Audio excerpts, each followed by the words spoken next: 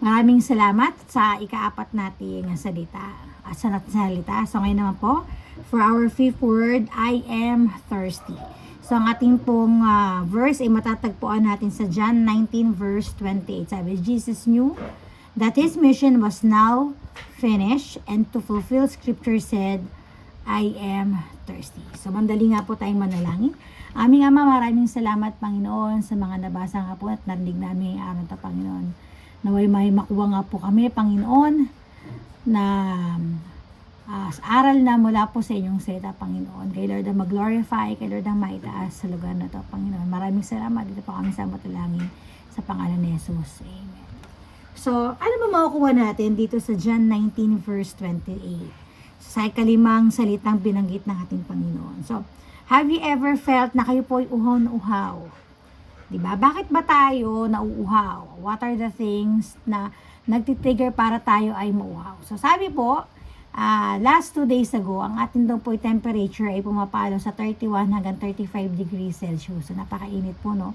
So summer na po talaga. Nasa bahay ka pa lang, mainit na. Di ba po? Kahit nga po, hindi mo lang buksan ng electric fan. So mararamdaman po natin ang init. At pag mainit, tayo po ay madaling mauhaw. So, ano po bang gusto sabihin ng ating Panginoon dito sa John 19 verse 28? So, meron po akong sinight na 2 lessons dito po sa salita na nabasa natin. So it shows that Jesus as humanity. So, alam naman po natin na tayo bilang tao, nakakaramdam po tayo ng init at pagkauhaw. So, dito po, pinapakita na si Jesus daw po bilang human. At yung kanyang pong struggle during that time. It reminds us to be okay. So tayo po ay nakakaranas ng mga struggle sa buhay. So tayo po ay nasa mundo pa. Kasama ko po ba kayo sa mundo? Yan. So tayo po, dahil wala pa po tayo sa langit, so tayo po ay nakakaranas pa rin ng mga struggles. Di ba? And ang maganda po dito, yung pag tayo po ay tayo po ay umarap sa struggle or sa hardship, ang maganda po nun ay hindi niya po tayo iniiwan. Kasama po natin ang Diyos. Sabi po dito, to be human means that we have to, we may be able to struggle. To feel yung maramdaman po na tayo nag-struggling. So tayo po ay nag-struggle. That in the middle of yung kanyang struggle po ni Jesus ay, He cried out to God. So alam niyo po ba na ang Diyos lang po talagang ating firm foundation. It is in our reason of struggle, we need to turn to God. So kailangan po natin bumalik sa Panginoon. Kasi wala pong ibang makakatulong sa atin kundi ating Panginoong Diyos. Di ba po? So, dito rin po, allow me rin po to read. Sabi dito, ang Panginoon po ay nakaranas po ng unimaginable physical suffering. Di ba po? Ako po ay nagkaroon ng sugat sa paa. Kinamot ko lang po yun, pero ang sakit, di ba po? Kayo po ay napasok, masakit. Lalo na pa po yung naranasan po ng ating Panginoon na siya po ay napako sa krus. Di ba? Hindi niya yung deserve, pero nandun po siya sa kalagayan na yun na siya po ay nasaktan physically. Di ba? So his deity did not negate his humanity. He fully experienced pain. Naramdaman niya po yung sakit. Naramdaman niya po yung hunger at siya po ay nakaramdam din po ng pagkauhaw. Magbabackread po tayo. So sabi nga po dito, di ba? Pag nauhaw po tayo, ang iniinom po natin talaga ay tubig. Di ba po? Kung may budget tayo, juice, right? O kaya something na mas masarap sa tubig. Pero anong binigay sa Panginoon? So ang binigay po sa kanya ay maasim, vinegar. Diba?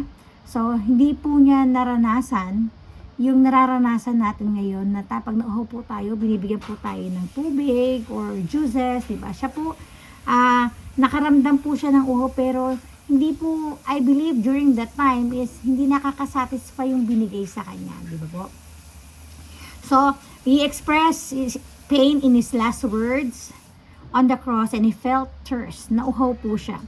While it is heartbreaking to contemplate what Jesus would have felt during his last day on earth, it can be comforting to remember that God emphasizes with our physical suffering. So alam po ng Panginoon yung mga paghihirap natin, 'di ba? Physical suffering natin. So tayo nagkakasakit, Panginoon? I believe na hindi po galing sa kanya yung sakit na yan. Pero tayo po, 'di ba? We are tested ng ating kaaway talagang dahil alam niya na kayo po ay malakas, bibigyan po tayo ng sakit, 'di ba? So pero ang maganda po noon, sabi 'di ba po, ang Panginoon hindi niya nakakalimutan. Hindi niya tayo nakakalimutan. Then nakaramdam po siya ng exhaustion, nakaramdam siya ng pain, ng hunger, tsaka yung need niya para daw po siya ay uminom. Kasi siya po ay wow. He knows we have physical needs. So alam ng Panginoon na may pangangailangan tayo, di ba? Physically, may pangangailangan tayo. But the good thing about this is that sabi po sa kanya mga salita, so tayo daw po, ang Panginoon ay hindi niya tayo pababayaan. Di ba? So, yung pagmamahal niya sa atin, they are new every morning. Di ba? Sabi nga po, ang mga ibon, hindi sila nag-worry kung anong kanilang kakainan because the Lord provided. So, pinaprovide po lahat ng Panginoon. Di ba? Ang kalakasan, di ba, pag tayo po ay nanghihina, so ang Panginoon po, I believe, siya po ang nagpapalakas po sa atin. Pasensya na po, ang nanay ko po ay nasa likod, no? Next. So, yung pangalawa po, fulfillment of a prophecy. So, sabi po dito sa Psalm 69 verse 21.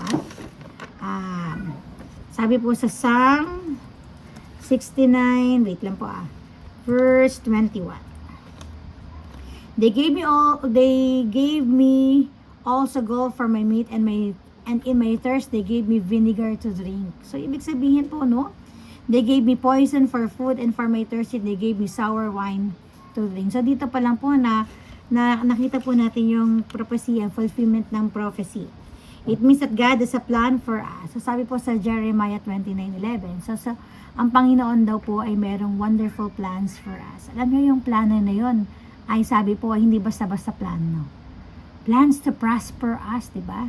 And not to harm us. And plans to give us a good hope in the future. And sometimes, napakahirap po talaga makita pag tayo po yung nag-struggle, no? Para ang hirap makita kung ano yung gusto sabihin ng Panginoon kasi we're in pain. Pero sabi po dito, sa ang Panginoon daw po ay laging nag-work according to His plan sa ating mga buhay. So, parang pag punong-puno ka ng problema, so ang daming bills na kailangan bayaran, di ba? Ang daming kailangan nating gawin trabaho.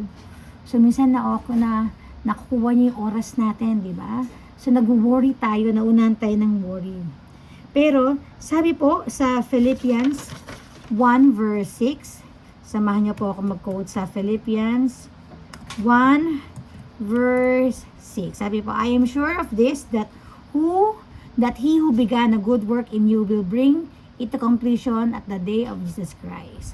So, dito nga sinasabi na ang Panginoon, naniniwala po ako na He will carry it on until completion. So, kailangan lang po natin magtiwala sa ating Panginoon.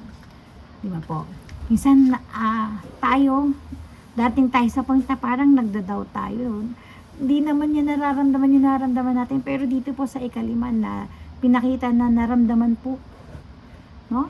Niya yung pain, naramdaman niya po yung pagkauhaw, yung hunger, naramdaman niya po yung I cannot imagine how painful it is or how pain it was na kayo po ay nakhang. Diba po, tumutulang yung dugo. Pero, diba?